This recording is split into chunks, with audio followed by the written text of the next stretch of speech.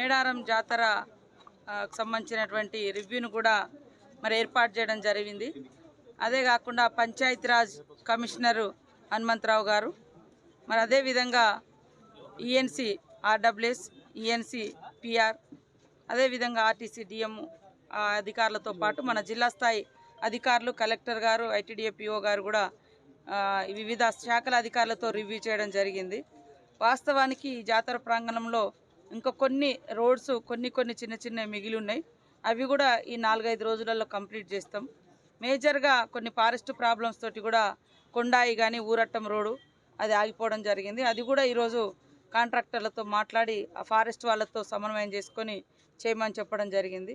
ఇంకా ఏమేమి సమస్యలని కూడా సార్ట్అవుట్ చేసుకొని మరి ఈ 5-6 రోజులలో మిగతా వర్కులు దాదాపుగా 10వ తారీఖు వరకు ఎలాంటి పని కూడా మిగలకుండా మనకి ఇంకా 15-18 రోజులు ఉంది.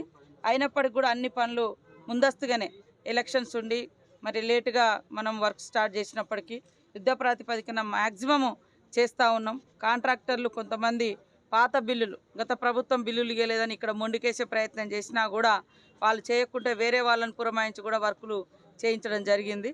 అట్లా అందరూ కూడా సహకరిస్తారని ఆశిస్తూ ఉన్నాము. అదే కాకుండా పోలీస్ అధికారులు కూడా ఈరోజు ఐజీ తరుణ్ జోషి గారు కూడా మరి ఈ ప్రాంగణంలో గతంలో జాతర టైంలో పనిచేసినటువంటి అధికారులందరితోటి కూడా ఇప్పుడు వారు కూడా రివ్యూ పెట్టుకోవడం జరిగింది.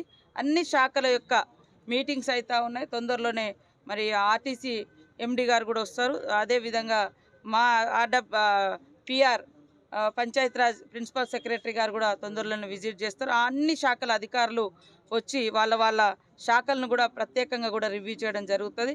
ఇంకేమైనా లోపాలు ఉంటే కూడా తప్పకుండా ప్రజల నుంచి కానీ, పత్రికా మీడియా దగ్గర నుంచి కానీ, అదేవిధంగా భక్తుల నుంచి కానీ మేము ఆహ్వానిస్తా ఉన్నాం. ఏదున్నా కూడా మాకు తెలియజేయండి, సరిదిద్దుకుంటాం. మంచి సౌకర్యాలతోటి జాతర నిర్వహించుకుందామని. జాతర తేదీలు 21 నుంచి 24 వరకు మహాజాతర జరుగుతుంది కాబట్టి అందరి భక్తులకు మనస్ఫూర్తిగా స్వాగతం పలుకుతా ఉన్నాం.